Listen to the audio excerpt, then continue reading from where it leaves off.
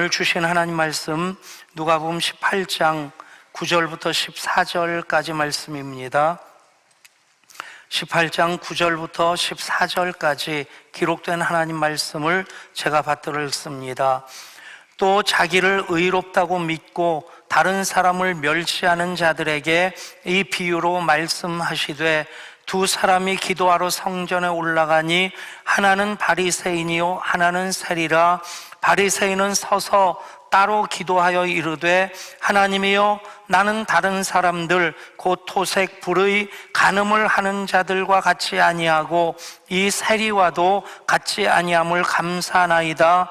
나는 일에 2번씩 금식하고 또 소득의 11조를 드리나이다 하고, 세리는 멀리 서서 감히 눈을 들어 하늘을 쳐다보지도 못하고 다만 가슴을 치며 이르되, 하나님이여, 불쌍히 여기소서, 나는 죄인이로소이다 하였느니라. 내가 너희에게 이르노니 이에 저 바리새인이 아니고 이 사람이 의롭다 하심을 받고 그의 집으로 내려갔느니라. 무릇 자기를 높이는 자는 낮아지고 자기를 낮추는 자는 높아지리라 하시니라. 아멘. 오늘 본 말씀에 기도하는 두 사람이 나옵니다. 두 사람, 바리새인과 세리. 겉모습뿐만 아니라 신분뿐만 아니라 기도하는 모습뿐만 아니라 기도하는 내용에 있어서까지 정반대, 대조적인 모습을 보여주고 있습니다. 바리새인은 누구보다도 거룩하게 살려고 율법을 자꾸 그대로 지키려고 애쓰는 사람들이었습니다. 그 노력에 있어서는 타의 추종을 불허할 정도로 정말 눈물겹도록 처절한 그런 노력을 하는 사람들입니다. 그런데 문제는 그것이 자기 의가 될 때에 기도의 대상인 하나님은 보이지 않고 자기만 높이려고 하는, 자기만 자랑하려고 하는 그런 기도가 됩니다. 반면에 또 한 사람, 죄인 취급받는, 그렇게 손가락질 받는 세리였습니다.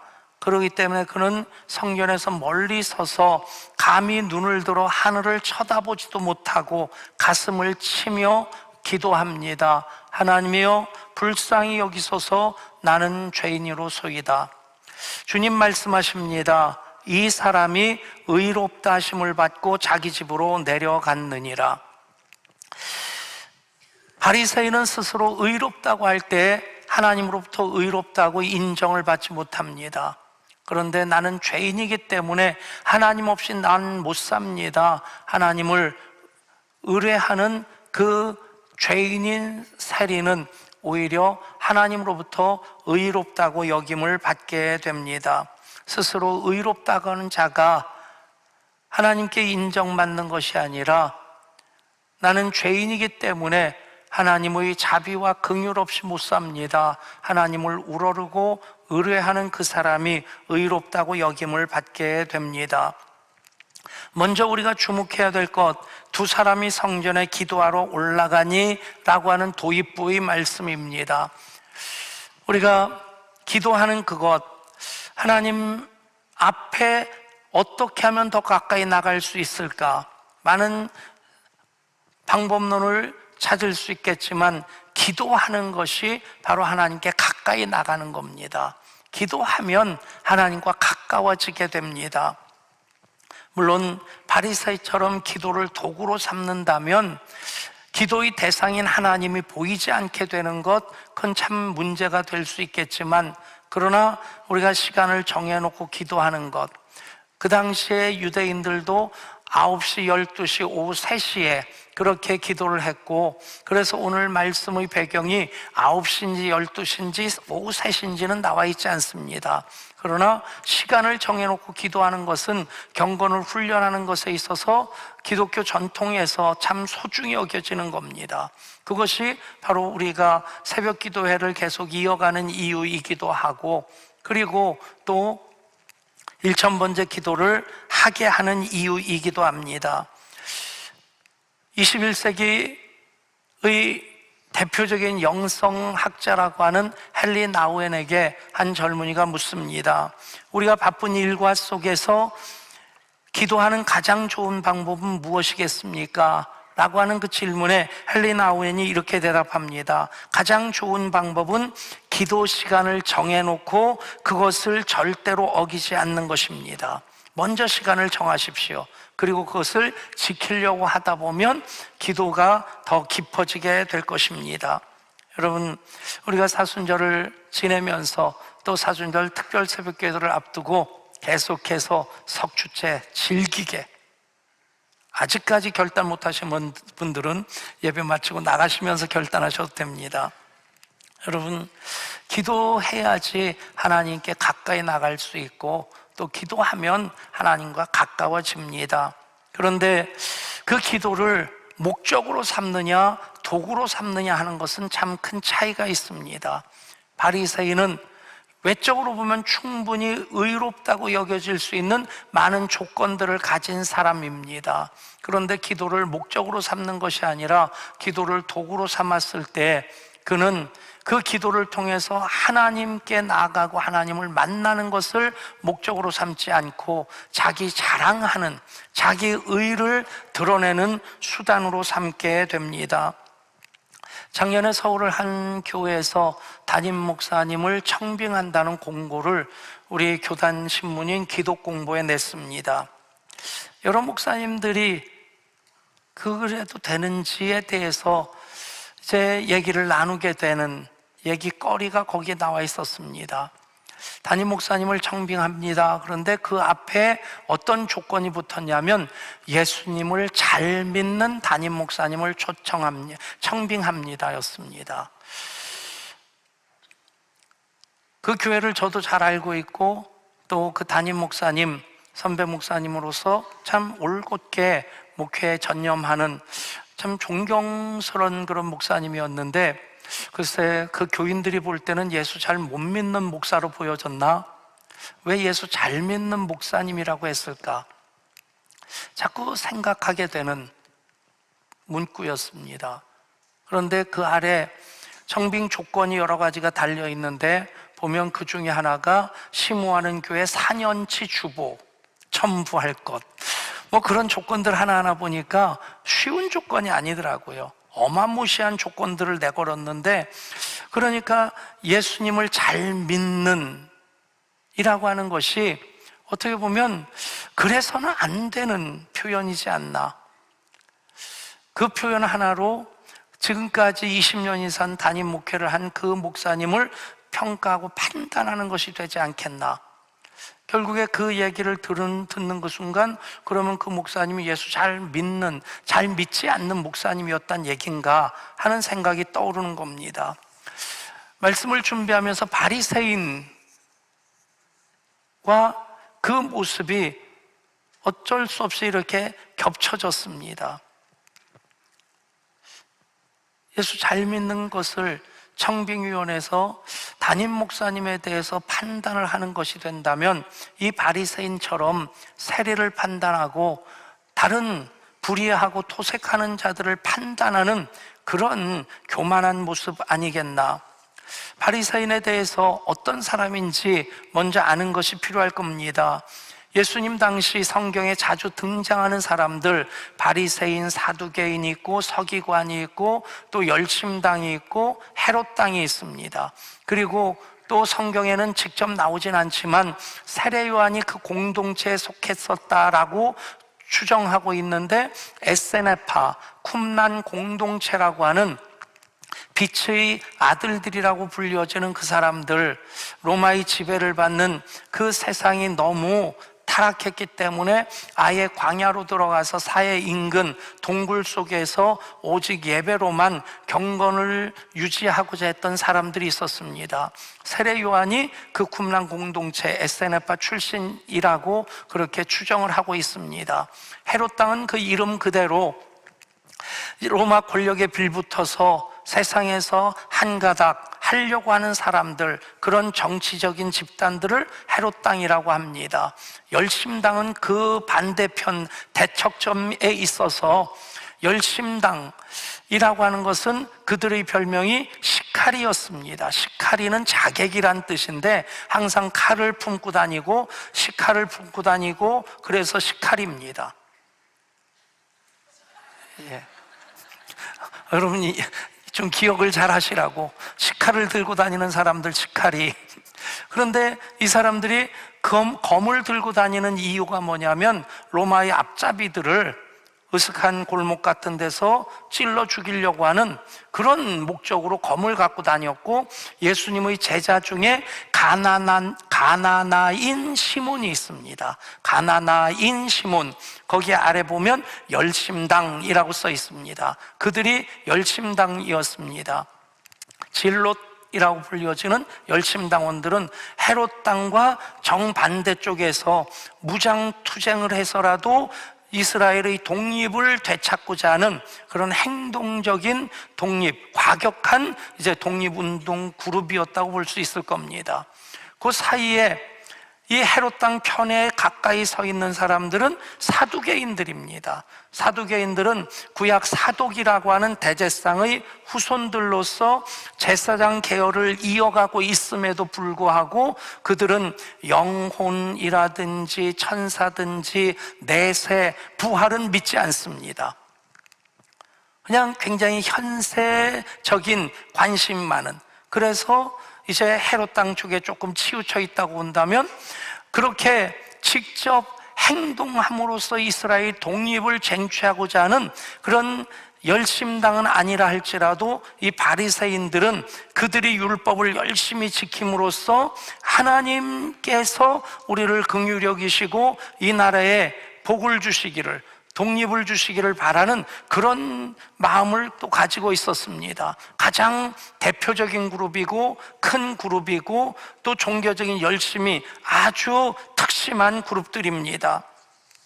이 하나하나에 대해서 오늘 다 말씀드릴 만큼 시간적인 여유는 없는데, 어제 목자들에게 가장 잘 설명해 준 블로그 이렇게 주소를 전해주셨습니다. 그러니까 여러분들이 목자들에게 달라고 그러면 여러분들에게 그 블로그를 안내해 드릴 텐데, 그러면 그 당시에 예수님 당시에 어떤 그룹들이 있었는지 이해하게 될 겁니다. 특별히 바리새인들, 헬라어로는 파리사우이라는 말이고 히브리어로는 페루심이라는 말인데 똑같이 구별되다, 분리되다라고 하는 그런 뜻이 있습니다. 세상의 그냥 아래 것들하고 하나님 모르고 함부로 사는 그런 이방인들하고 우리는 구분된, 분리된 사람들이다. 그런 자긍심을 가지고 있었던 그들은 율법을 자꾸 그대로 지키려고 정말 처절하게 몸부림을 했던 사람들입니다. 예를 들어서 안식일을 기억하여 거룩하게 지키라 하는 그 말씀을 지키기 위해서 꺼진 불 다시 피우지 않는 것은 물론이거니와 일스타디온이라고 하는 안식일에 걸어갈 수 있는 그 거리를 절대 넘어서지 않습니다. 심지어는 적군이 쳐들어오면 적군을 방어해서 전투를 하려고 하면 그게 일하는 것이 되니까 앉아서 그냥 죽었습니다. 그러다 보니까 적들이 안식일에 쳐들어가면 이건 시군죽 먹기다. 그래서 안식일날 자꾸 찝쩍거리니까 사내들인 공유회가 회의를 해가지고 안식일에 방어하는 전쟁은 가능하다, 그렇게 해석을 하기도 했는데, 어찌됐든 율법을 지키는데 목숨 걸고 지킬 만큼 철저한 사람들이었습니다. 문제는 그들이 이렇게 열심을 내다 보니까 자기의가 강해진 겁니다. 그것이 교만으로서 이어지게 되고 그것이 영적 우월감을 갖는 그런 분리적인 그런 행동으로 나타나게 되고, 자기 의를 위해서 경건을 훈련하는 것은 좋은데 나중에는 그것 가지고 예수님도 판단하고 그것 가지고 하나님 말씀도 자의적으로 해석하는 그런 어리석음을 저지르게 됩니다. 여러분, 우리는 철저하게 죄인일 수밖에 없는 존재입니다. 시간과 공간 속에 살고 있다고 하는 것은 우리가 완전하지 못한 존재라는 얘기입니다. 그리고 우리가 살아가는 이 땅은 에덴 동산이 아니라 에덴의 동쪽입니다. 그곳에서 우리는 죄성을 가지고 살아가는데, 그렇기 때문에 하나님 의뢰하고 의지하면서 하나님께서 예수 그리스도의 피로 우리를 값주고 사셔서 하나님 자녀 삼으시고 또 의롭다고 인정해 주시는 그것이 우리가 받는 복이라고 하는 겁니다. 여러분, 어쩌다 보면 신앙생활 오래 한 분들 중에 교회 안에서 직분이 있는 분들, 사실 교회 내에서 문제를 일으키는 분들이 새신자나 초신자는 절대 문제를 안 일으킵니다. 교회 안에서 문제를 일으키는 분들은 대부분 목사 아니면 장로, 권사, 안수집사입니다. 근데 왜 그 문제가 일어날까 생각해 보면 자기 중심으로 다른 사람들을 다 판단하기 때문에 그렇습니다. 오죽하면 목회하는데 제일 힘든 사람들이 세 그룹이 있답니다. 첫 번째는 신학교를 나왔는데 목회 안 하는 사람. 제가 진짜 경험해 봤어요. 제가 교육전도사 때 고등부를 지도하고 있었는데 부장 장로님이 신학교를 나오신 분이에요. 그래서 이제 교사들하고 같이 회의를 해가지고 그 교회 구조가 그렇게 돼 있어요. 이제 부장 장로님이 사인을 해야만이 재정부에서 지출을 하는 겁니다. 사인을 받기 위해서 가면 위아래로 훑어보고는 딱 언제나 말씀하시는 게 나도 압니다 그러셔요. 알면 도와주셔야 되는데 아주 좀 힘들게 하셔요. 그래서 좋았던 건 뭐냐면 제가 그 부장 장로님에게 핍박받는 걸 아니까 고등부 교사들이 굉장히 저를 많이 도와줬어요. 그래서 이 결제 받으러 갈 때마다 그 교사들이 전사님 힘내세요, 기도할게요. 그래서 더 똘똘 뭉쳐서 재밌게 지내긴 했는데, 알면 도와줘야 했는데 아는 것 가지고 판단하면 이게 걸림돌이 되는 겁니다. 성경을 많이 읽은 분들이, 여러분 성경을 많이 읽고 많이 외우면 그러면 더 신앙이 겸손해져야 되는데, 목회자에게 더 좋은 협력자가 돼야 되는데, 오래전에도 말씀드렸지만 제 친구 목사님 대구에서 목회하는데 하루는 전화를 해가지고 백 목사 너무 힘들어. 왜 그러냐니까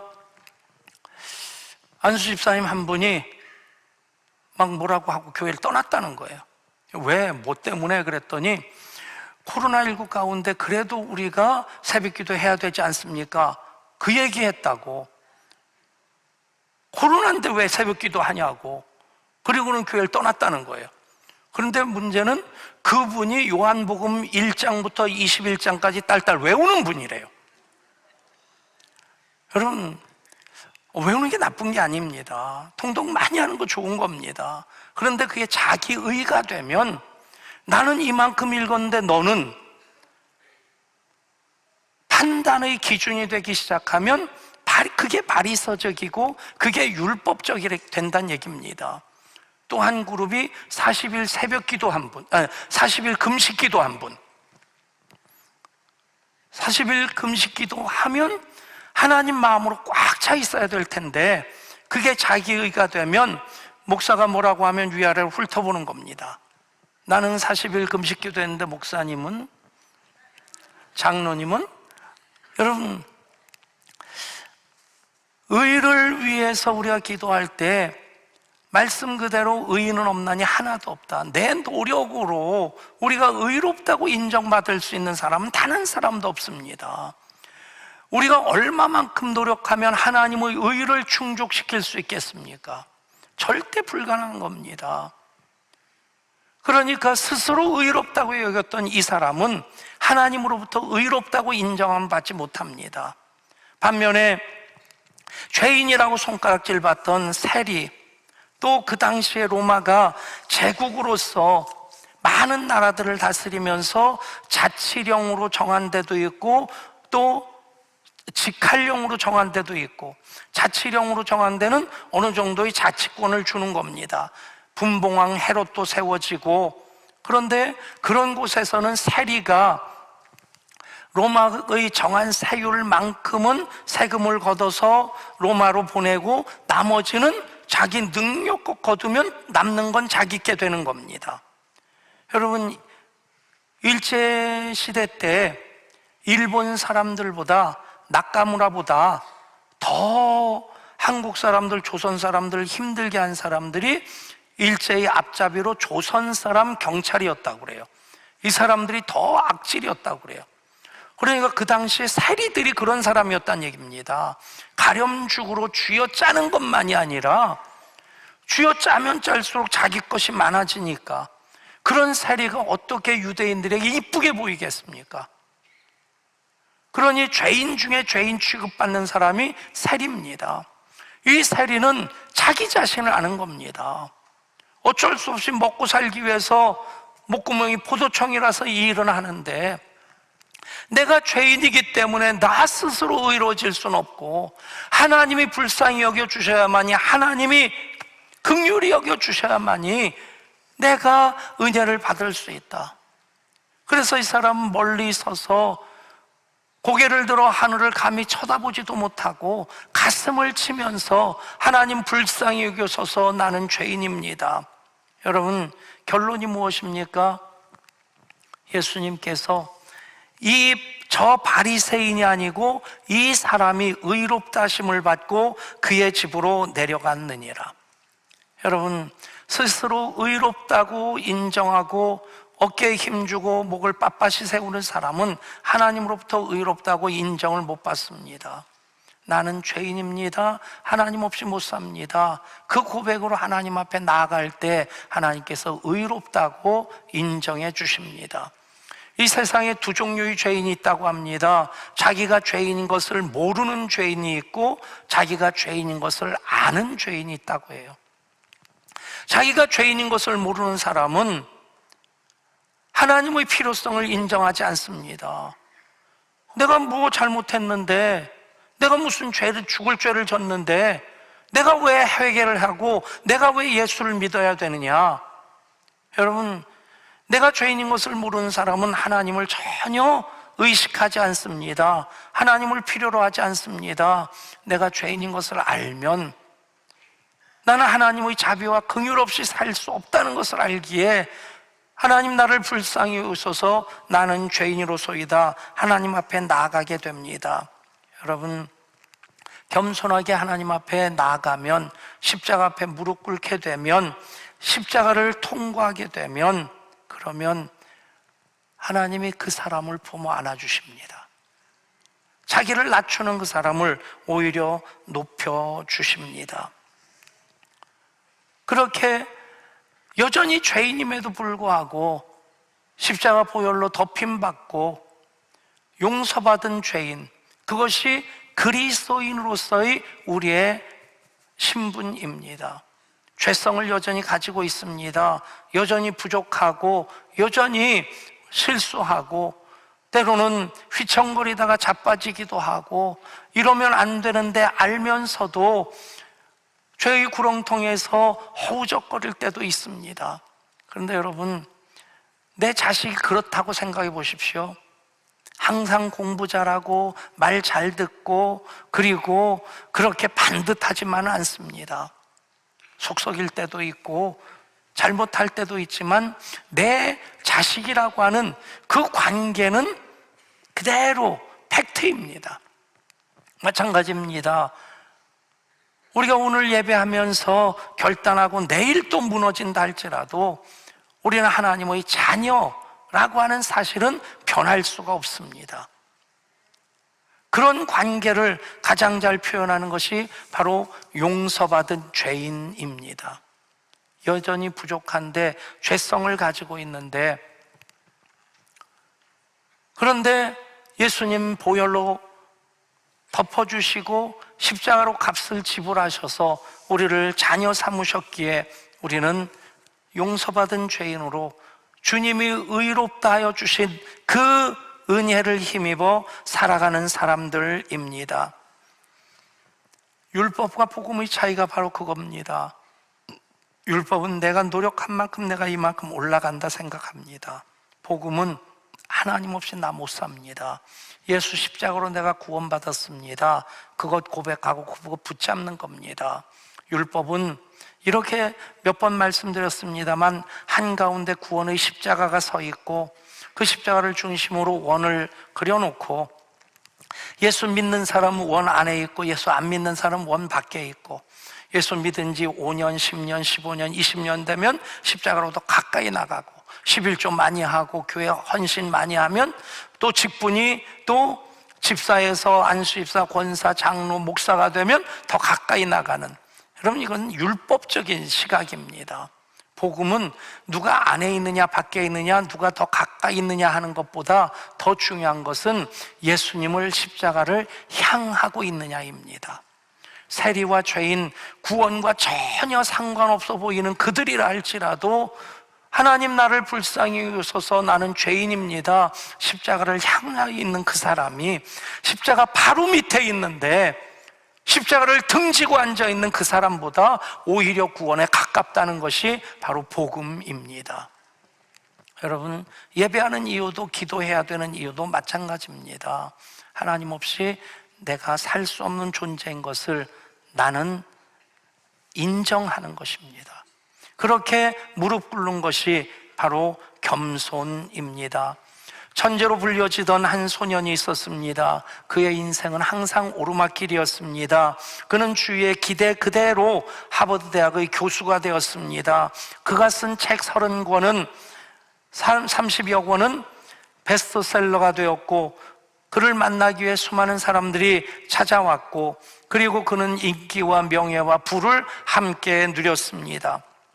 아무것도 부족함이 없는 것처럼 보였고 누가 봐도 성공한 사람이었습니다. 그런데 그가 정신박약아인 아담이라고 하는 한 아이를 만나면서 그의 인생이 방향이 바뀌어지게 됩니다. 그리고 그때쯤 그의 아내가 치매 걸리면서 평생 나를 도와준 내 아내를 이제는 내가 도와야 되겠다, 하버드 대학 교수직을 내려놓고 데이브레이크라고 하는 장애인 시설에 들어가서 이 정신박약아들 목욕시켜주고 대소변 받아주고 그런 일들을 하게 됩니다. 많은 사람들이 의아하게 생각했습니다. 그 하버드 대학 교수라고 하는 그 명예로운 자리를 왜 내려놨습니까? 대답을 하질 않습니다. 대답이 없으니까 오해하는 사람들이 있었습니다. 당신 위선적으로 그 일을 하는 것 아니냐, 그러면서 비난하는 사람들도 있었습니다. 오랜 세월 지난 후 그가 한 권의 책을 썼는데 In the name of Jesus, 예수의 이름으로라는 책입니다. 그가 바로 21세기 최고의 영성학자로 일컬어지는 헨리 나우엔입니다. 그가 그 얘기를 하는 겁니다. 자신이 오르막길을 갈 때 성공과 칭찬에 가려서 정작 예수님이 보이지 않더라는 겁니다. 그런데 내리막길을 걷고 장애인들과 함께 할 때는 비로소 예수님이 보이시더라. 여러분, 내가 죄인으로 하나님 없이 못 삽니다, 무릎 꿇는 것이 겸손이고 그러면 예수님이 보이고 예수님 나를 만나 주십니다.